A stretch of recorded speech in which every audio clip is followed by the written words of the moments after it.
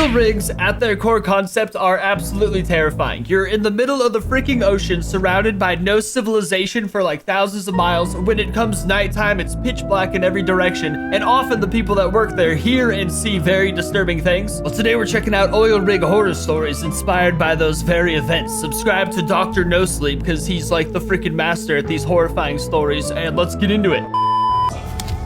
This is exciting. That was a hell of an intro. It was like sexy, but also scary. We knew from the start that we were digging too deep. It was too deep for the rig, too deep for the drill. Oh, damn. Just dangerous and stupid on all counts. But the company thought we might be right above an oil pocket, so we had no choice. Drill, baby, drill. Whoa! Harvey said, struggling with the lever despite his massive arms. Hey, there's you know what I'm thinking. Hey, boss, it's starting to redline. Georgie said, waving me over. Take a look. I don't know if she can handle any more pressure. Why does this whole thing feel like a porn video? The gauge was already in the red, and we weren't even half the distance that the company demanded. I figured when they made me shift leader, it would be a nice raise, and I just have to break up the occasional fist fight. Bro, smoking a cigarette on an oil rig? That sounds like a freaking atom bomb. Now it looked like I was going to have to either risk a $20 million piece of equipment or call off the drill and risk getting replaced. It was early afternoon and hot as hell. The ocean reflected the sunlight back at us like a mirror. I took off my hard hat to wipe off some sweat and tried to make a choice. For better or worse, the decision was made for me when sparks started to fly. Oh, hell, Harvey said, letting go of the lever and backing up. Georgie pointed to the drill. Boss, I think... The rest of his words were lost in the violent screech of metal. You cannot convince me Georgie's not a woman with a mustache on. As the drill came to a halt, there was a muffled pop, still loud enough to make my fillings rattle. Then came the smoke, black smoke, so thick you could almost chew it. My first fear, the driller's greatest fear, was fire. Luckily, once the drill was shut down, there were no immediate emergencies. We were just beginning maintenance when we heard the scream. At least, I think it was a scream. Oh, man. The sound was distorted, rising up through the water like a blood clot floating loose. Ugh. Everyone froze as the noise washed over the oil rig. Was that human? Carter asked, glancing around like he was expecting to see somebody being tortured right there on deck. Probably a whale, I guessed. It kind of sounded like a whale song. Harvey spit over the side of the rig. Yeah, maybe if you had a whale hooked to jumper cables. Do you think we hit something with the drill? Georgie asked. He had one skinny hand clasped over the other, probably to stop it from shaking. Georgie was an anxious guy, but, to his credit, everybody on deck looked rattled, me included. I took a deep breath, tucked my chewed-up cigar behind my ear, and tried to put on my best shift leader face. Whatever made the noise isn't going to hurt us 100 feet above the surface, I said. As long as Anyone else getting very sexual vibes from this whole video so far? Nobody decides to jump into the Gulf for a swim, I think we'll be fine. That got some nervous chuckles from the crew. We went back to running. That is good leader talk. diagnostics. I believe him. Carter and his team cleared the deck, then went to look over the cranes on either end of the oil rig to make sure there was no damage there. Harvey and his guys did a deep examination of the unmoving drill to try to figure out what we hit and how we could get it turning again. Georgie and I had the least exciting job, watching the computer in the control room reboot and reconfigure, then run a systems check. What do you think we hit? There's Georgie no way asked me these when we dudes were aren't gonna alone. kiss. Mineral deposit? Shipwreck? Who can tell? I just hope the drill isn't busted up too bad. That scream, though! I shrugged and tried to smile. The ocean is full of many wonders, my friend. Maybe it was a whale saying hello, or a pod of dolphins telling us to go fuck ourselves. Whatever it was, it sounded big and down deep. Georgie Come on. said, fiddling with the controls. Well, big don't matter too much if it's deep enough. Unless the thing can fly, I think we're safe. Nothing the fellas tried could get the Deep enough, come on. drill turning again. It wasn't so much broken as stuck, according to Harvey. The man sat across from me in the canteen, his beer gut pushing against the table. I don't know what else we can try to get it loose, boss. You reversed the motors? I asked. What about the kick brake? Have you tried to? All of it. Come on, boss. This isn't my first rodeo. We tried everything. The drill is stuck. I sighed. That is actually and opened up a concerning. beer. My shift was over, so I was technically allowed to drink, but it was frowned upon. Whatever. It was a garbage day. Harvey went and joined his usual crew, leaving me to sit alone at the table to simmer over how to fix the issue. Oh, damn. If the drill was still dead by the end of the morning shift, we'd have to call in a repair crew, and I'd be well and properly screwed. It was going to be a long Stressful night. job, man. I was going to be at the problem until it was fixed, or I was fired. I decided to head down to the crew quarters to catch an hour of sleep right around sunset. I set my alarm, crawled into my bunk, and I was out immediately. Oh, damn. I woke up to the sound of the entire rig reverberating. The crew quarters were humming with activity. Folks falling out of their bunks. Foremen stomping around demanding to know who was making all of the noise.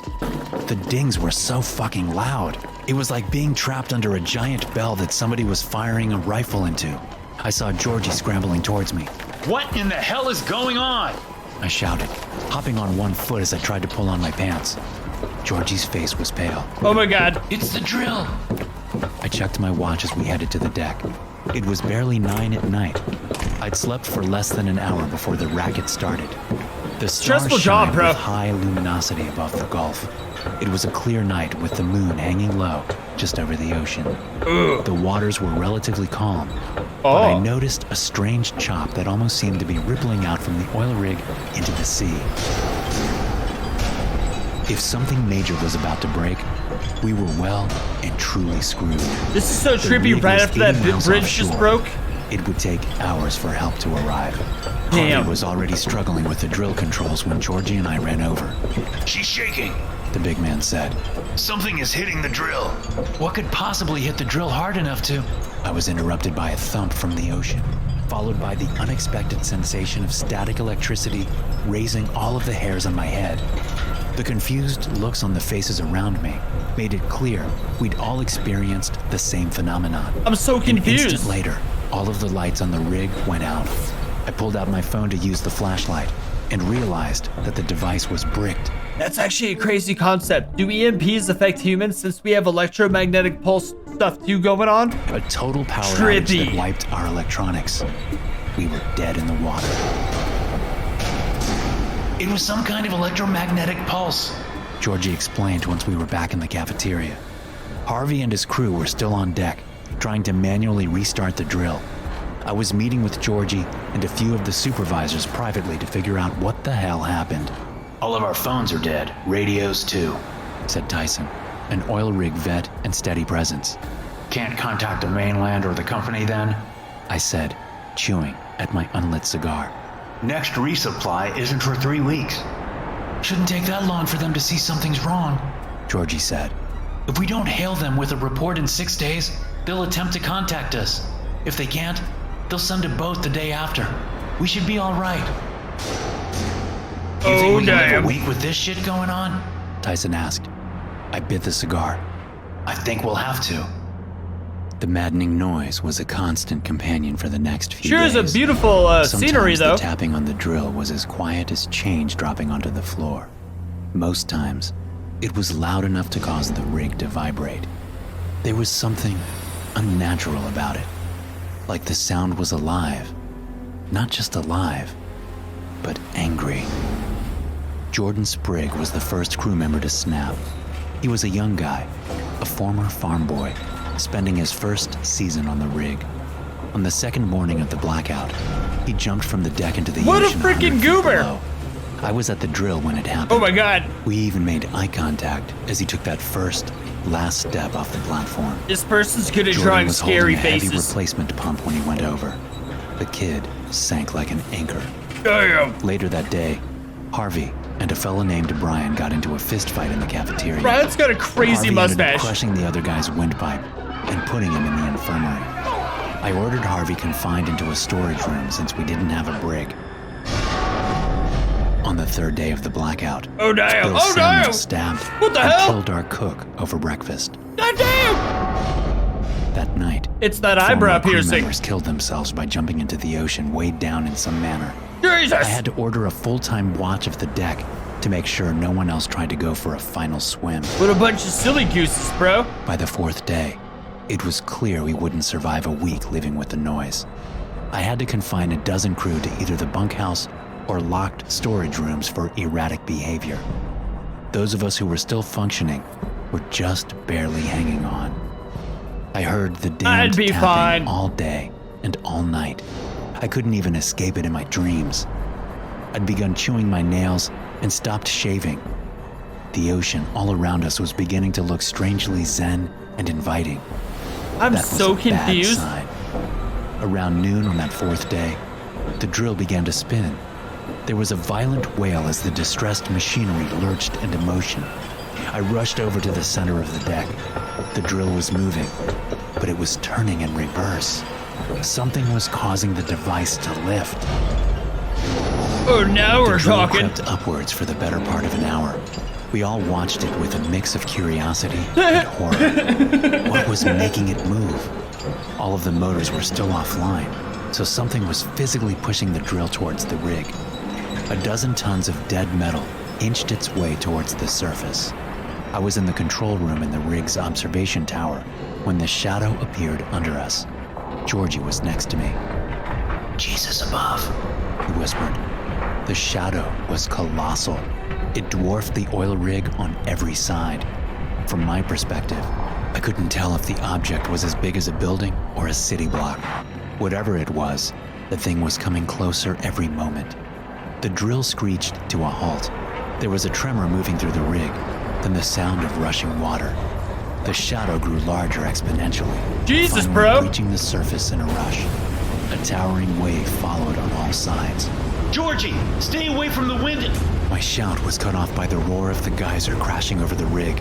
The highest part of the wave rocked the control tower, shattering the windows. It didn't Damn. completely submerge us. The crew on the deck wasn't so lucky. I stood up, soaked from the spray, and looked down in horror. The wave had flooded most of the rig, sweeping any soul who wasn't in the tower into the Atlantic. Boss, above us. Georgie croaked. I looked up from the empty deck to the sky This is and saw intense. the creature for the first and last time. I'm into it. This was the thing responsible for stopping, then raising the drill, for the tapping, and for the rogue wave. I was sure of it.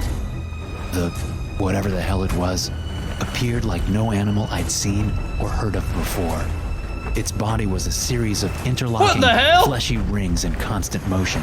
Ew, Each dude. ring was What the hell's tinged that? yellow and covered in open eyes with massive wings scattered evenly across the, I guess you'd call it a torso.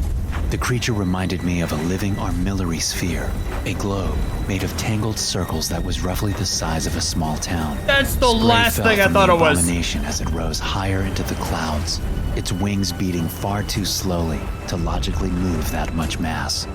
I thought I saw other organic bits inside of the rings, teeth and hair and guts, and even an occasional weeping face. Lovely. One of the organism's eyes caught my own, and I felt ripped open, like it could see every secret, every sin, everything I'd done, and all that I was or would ever be.